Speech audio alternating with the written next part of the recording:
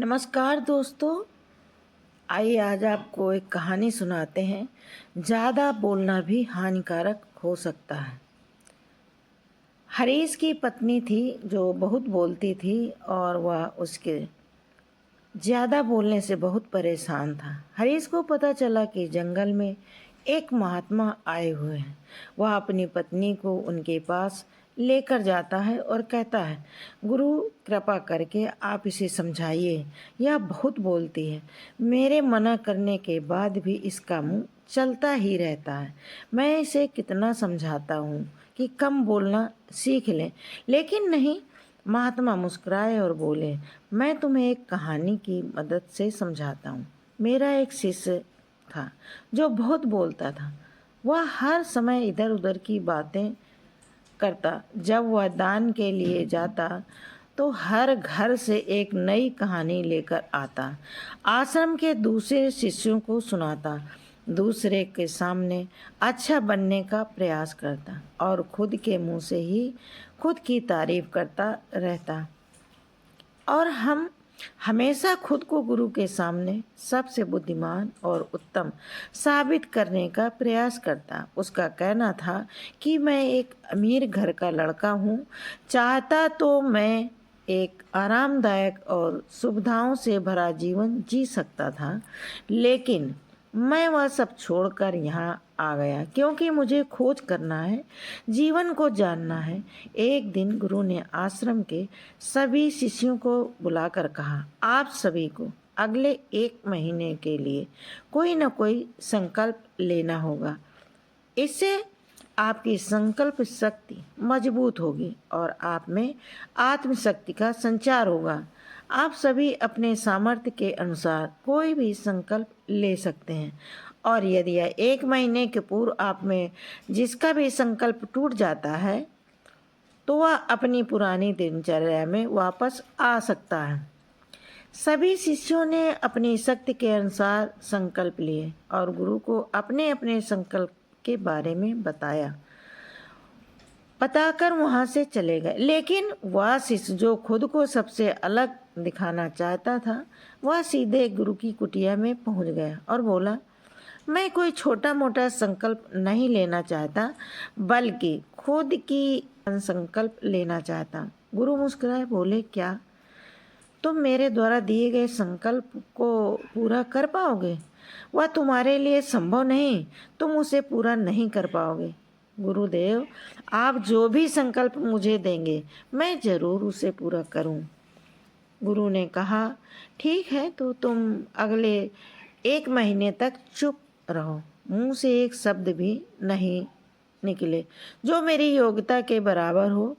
गुरु ने कहा, पहले तो तुम इस संकल्प को तो पूरा करके दिखाओ। शिष्य ने गुरु की बात मान ली और वह उसी समय चुप हो गया। लग रहा था उसने एक दिन तो जैसे तैसे चुप रहकर काट लिया, लेकिन दूसरे दिन से उसके मन में ना बोलने का बोझ बढ़ने लगा और तीसरे दिन उसे भारीपन महसूस होने लगा और चौथे दिन उसके अंदर एक अजीब सी बेचैनी होने लगी, क्योंकि आसपास आश्रम के सभी शिष्य एक दूसरे से बातें कर रहे थे। वह भी अपना पक्ष उनके सामने रख, लेकिन उसका संकल्प आ रहा था, इसलिए वह शिष्य बीमार पड़ गया। उसका सिर फट रहा था, उसका खाने पीने का मन नहीं कर रहा था, वह सिर्फ बोलना चाहता था। वह गुरु के पास गया और उनके सामने बैठकर लिखकर उन्हें बताया, गुरुदेव, मैं बोलना चाहता हूँ, बिना बोले मुझे सांस नहीं आ रही, मेरा दम घुट रहा है, मैं अंदर ही अंदर पागल हुआ जा रहा हूँ, मैं क्या करूँ? संकल्प तोड़ दूँ क्या?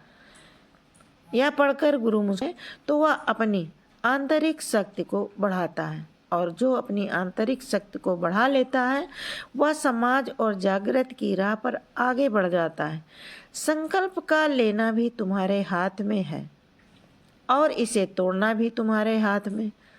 तुम्हारे हाथ से भाई, हमने संकल्प को तोड़कर अपनी पुराने दिन पर वापस आ चुके हैं। अगर तुमसे नहीं हो पा रहा तो तुम भी संकल्प तोड़कर अपनी पुरानी दिनचर्या पर वापस जा सकते हो, लेकिन याद रहे, अगर आज तुम इस छोटे से संकल्प को नहीं संभाल पा रहे हो तो तुम अपनी बाकी की पूरी जिंदगी में कैसे संभाल सकोगे। बाकी फैसला पूरी तरह से तुम्हारे हाथ में है। गुरु की यह बात उस शिष्य के दिल में चोट कर गई। वह बिना कुछ बोले वहाँ से वापस चला गया और खुद को अपनी कुटिया में बंद कर लिया। वह केवल अपने जरूरी कामों के लिए ही कुटिया से बाहर निकलता, बाकी सारे समय कुटिया के अंदर ही बैठा रहता। 15 दिन बीत चुके थे और आश्रम के लगभग सभी शिष्यों का संकल्प अब टूट चुका था, लेकिन उसका संकल्प अभी भी जारी था। संकल्प लेने के बाद से अब तक उसने एक शब्द नहीं बोला। सारा आश्रम हैरान था कि इतना बोलने वाला चुप कैसे है। 15 दिन बीतने के बाद वह दोबारा अपने गुरु के पास गया और लिखकर बताया, गुरुदेव, मैं बाहर से तो चुप हूँ, अंदर बात करता रहता हूँ। मेरा मन तरह तरह के प्रश्न पूछता है। मैं बाहर से जितना शांत, भीतर से उतने ही शोर शराबे से भरा हूँ। क्या इस तरह से मेरा संकल्प अभी भी है? गुरु ने कहा, हाँ, संकल्प अभी भी जारी है, लेकिन जब तक लोगों की यह आवाज़ें तुम्हारे कानों में आती रहेंगी, तुम्हारा मन बोलता रहेगा, क्योंकि यह आदत है।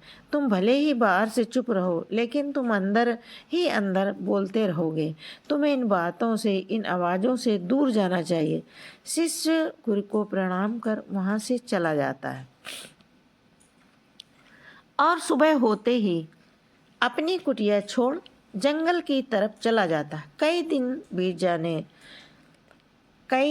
बीत जाते हैं। संकल्प का समय भी पूरा हो जाता है, लेकिन शिष्य लौटकर नहीं आया। आश्रम में सभी को डर था कि कहीं जंगली जानवर ने उसे खा लिया हो। इस बीच उसे ढूंढने की बहुत कोशिश की गई, लेकिन वह कहीं नहीं मिला। गुरु भाइयों ने मान लिया कि जंगली जानवरों ने उसे खा लिया, लेकिन गुरु को ऐसा नहीं लगता था कि एक दिन आश्रम का एक अन्य शिष्य गुरु के पास आया और बोला, गुरुदेव, हमारे उस अधिक बोलने वाले भाई के साथ क्या हुआ होगा? क्या जानवरों ने उसे मार दिया होगा? गुरु ने कहा, हो सकता है कि जानवरों ने उसे अपना शिकार बना लिया हो, लेकिन उसके ना लौटने की एक दूसरी वजह भी हो सकती। शायद उसे यह मिल गया हो कि जिसके लिए वह गया था। फिर शिष्य ने पूछा, गुरुदेव, क्या ज़्यादा बोलना इतना हानिकारक होता है? गुरुदेव ने कहा, इंसान के जीवन के बहुत सारे दुखों में से एक दुख यह भी है, वह कभी चुप नहीं रह सकता, हमेशा कुछ न कुछ बोलता ही रहता है। सिर्फ हमारे बोलने के कारण हमारे आधे से ज़्यादा दुख पैदा होते हैं। हम में से कोई भी चुप नहीं रहना चाहता। हम सब सामने वाले को चुप देखना चाहते हैं। जो भी हमारे मन में है सब निकाल कर उसके मन में बैठा देना चाहते हैं। उसे समझा देना चाहते हैं कि देख, तू गलत है और मैं सही। तरीके से सुनने और सुनाने का यह काम जिंदगी भर चलता है, लेकिन इस नासमझी में हम अपना समय, अपना जीवन, अपनी समझ और सबसे महत्वपूर्ण और कीमती पल जो जिए जा सकते हैं, उनका अनुभव किया जा सकता है, उन जिनमें आनंद को प्राप्त किया जा सकता है, यह सब खो देते हैं। लेकिन इसके बदले में हमें मिलता क्या है? कुछ नहीं, सब व्यर्थ और बर्बाद हो जाता है। शिष्य ने पूछा, तो फिर इसका समाधान क्या है? गुरु ने कहा, पूरी जागरूकता के साथ अपने विचारों को देखना, यही एकमात्र तरीका है।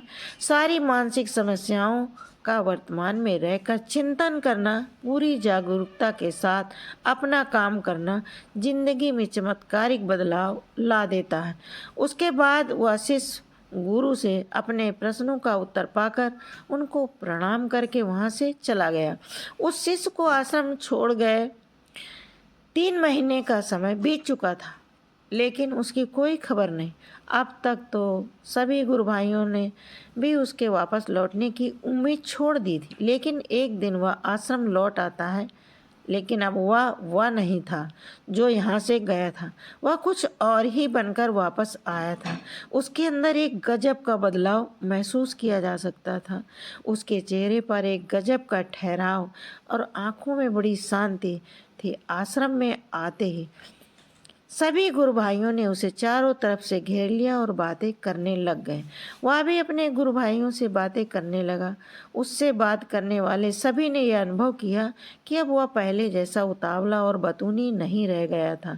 उसके मुंह से एक एक शब्द बहुत ही सुलझे हुए और मधुरता के साथ निकल रहे थे। थोड़ी देर तक गुरु भाइयों से बात करने के बाद वह सीधा गुरु की तरफ चला गया। उसने गुरु के चरण छुए और कहा, गुरुदेव, क्या मैं अब भी मौन हूँ? क्या अब भी मेरा संकल्प जारी है? गुरु ने कुछ देर तक शिष्य की आंखों में बड़े ध्यान से देखा और कहा, तुम अब भी मौन हो। तुम्हारे मुंह से एक भी शब्द निकल नहीं रहे और तुम्हारा संकल्प अभी भी जारी है। शिष्य ने कहा, गुरुदेव, जब मैं आश्रम से गया तो मैं मुंह से तो चुप था, लेकिन मेरे अंदर बहुत सारी आवाज़ें थी, मन में बहुत सारे कि वहाँ मुझे शांति मिलेगी और मेरे मन की बकबक कम हो जाएगी। लेकिन मैं जितना एकांत में जाता गया, मेरे अंदर की आवाज़ उतनी ही तेज होती गई। मेरे भीतर की पुरानी से पुरानी आवाज़ें मुझे सुनाई देने लगी। तब जाकर मैंने महसूस किया कि मैं कितना गलत कर रहा था। जब मैं अपने परिवार वालों, दोस्तों और गुरु भाइयों को बुरा भला कहता था तो उस समय मुझे लगता था कि मैं सही कह रहा हूँ। जब मैं गुरु भाइयों की एक दूसरे से चुगली करता था और उनका मजाक बनाता, तब भी मुझे यही लगता था कि मैं उनसे बेहतर हूँ और मैं सही कर रहा हूँ। लेकिन उस दिन मैंने पहली बार महसूस किया कि मैं कितना गलत बोलता था। काफ़ी दिनों तक यह आवाज़ें, यह शिकायतें मेरे अंदर चलती रहीं, लेकिन धीरे धीरे करके एक दिन यह सारी आवाज़ें मेरे अंदर से समाप्त हो गईं। अब मैं भीतर से भी मौन हो गया। उस घने जंगल में बाहर से कोई बोलने वाला था नहीं और भीतर कोई आवाज़ बची नहीं। और मैं उस दिन पहली बार मौन का सही अर्थ समझा। मेरे चारों तरफ बहुत शांति थी। हालांकि अभी भी कुछ आवाज़ें आ रही थीं जो पहले आती थीं, लेकिन मैं उन्हें सुन नहीं पाता था। अब वह सभी आवाज़ें मुझे स्पष्ट रूप से सुनाई दे रही थीं। हवा के चलने की आवाज़, चिड़ियों के चहक की आवाज़, पानी की बहने की आवाज़, यह सभी आवाज़ें मैंने पहली बार पूरे होश पूर्वक सुनी। अपने चारों तरफ इतनी शांति मैंने पहले कभी महसूस नहीं किया। तो इस शांति को भंग करने के लिए मैंने पहली बार अपने मुंह से कोई शब्द निकाला। मैं चिल्लाया, हे ईश्वर, यह कैसी शांति है? सभी कुछ इतना शांत क्यों है? ऐसा क्या हो गया? लेकिन मेरे चिल्लाने के बाद भी शांत भंग नहीं हुई। सब कुछ पहले जितना ही शांत था, बाहर भी और भीतर भी। गुरुदेव, मैंने अपने गुरु भाइयों से बात की, मैंने आपसे बात की, मैं बोल रहा हूँ, मैं चल रहा हूँ, मैं सब कुछ देख रहा हूँ। भीड़ में होता हूँ तब भी भीतर से अकेला एकांत में होता हूँ। जब मैं खुद में भी शोर करना चाहता हूँ तब भी एकांत में होता हूँ। अब सब दिखाई पड़ने लगा, सब सुनाई पड़ने लगा। गुरु ने कहा, जब तक हम बाहर की तरफ बोलते रहेंगे भीतर अशांति ही रहेगी, लेकिन जिस दिन हम भीतर की तरफ मुड़ जाएंगे तब हमारे मुंह से कुछ भी निकलेगा, हम शांत ही रहेंगे। दुनिया में जितनी भी बुराइयां हैं ज़्यादातर हमारे बोलने से ही उत्पन्न होती हैं, क्योंकि हम चुप रहना नहीं चाहते। हम जितनी ज़रूरत है उससे कहीं ज़्यादा बोलते हैं। हम सामने वाले को सुनना नहीं चाहते, बल्कि उसकी बोलती बंद कर देना चाहते हैं। उसे समझा देना चाहते हैं कि मैं कौन हूँ, मैं क्या कर सकता हूँ, और यही हमारी ज़िंदगी का मकसद बनकर रह जाता। हमारी सारी ऊर्जा व्यर्थ के बोल में बर्बाद होती रहती है। ऐसे ही समाज में लोगों का जीवन दुखों से भर जाता है, जो हमेशा एक दूसरे को सुनाने में लगे रहते हैं। कभी एक दूसरे को सुनना नहीं चाहते, समझना नहीं चाहते, और चुप रहना तो उन्होंने कभी सीखा ही नहीं, क्योंकि चुप रहना उन्हें छोटा महसूस करवाता है।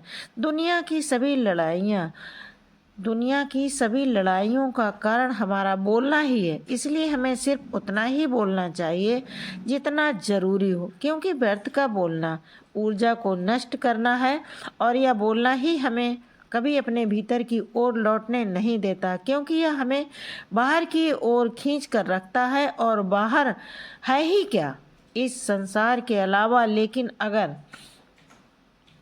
अपने भीतर की संसार की ओर मुड़ना है तो इस मुंह को बंद ही रखना चाहिए। इसीलिए जितने भी बुद्ध हुए, आत्मज्ञानी हुए, वह सभी एकांत की ओर भागे ताकि उन्हें ज़्यादा ना बोलना पड़े, ज़्यादा सुनना ना पड़े। वह एकांत में रहे और शांत रहे, इसलिए आसानी से भीतर की यात्रा कर पाए।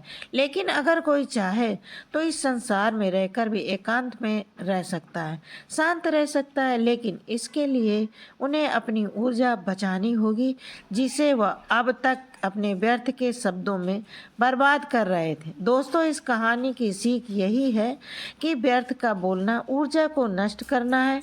ज़्यादा और व्यर्थ बोलना ही हमें अपने भीतर की ओर लौटने नहीं देता, क्योंकि यह हमें बाहर की ओर झुकाए रखता है। और जिन्हें भीतर की यात्रा करनी है उन्हें अपने मुंह को बंद ही रखना चाहिए। मुझे उम्मीद है कि आपको यह कहानी पसंद आई होगी और काफ़ी कुछ सीखने को भी मिला होगा। कहानी के बारे में अपने विचार कमेंट बॉक्स में कमेंट करके बता सकते हैं। बाकी अगर यह कहानी आपको अच्छी लगी हो तो इस वीडियो को लाइक करें और ऐसी ही और कहानी सुनने के लिए हमारे रिजवाना शेख चैनल को लाइक कीजिए, सब्सक्राइब कीजिए, शेयर कीजिए। मिलते हैं अगले वीडियो में। धन्यवाद। जय हिंद।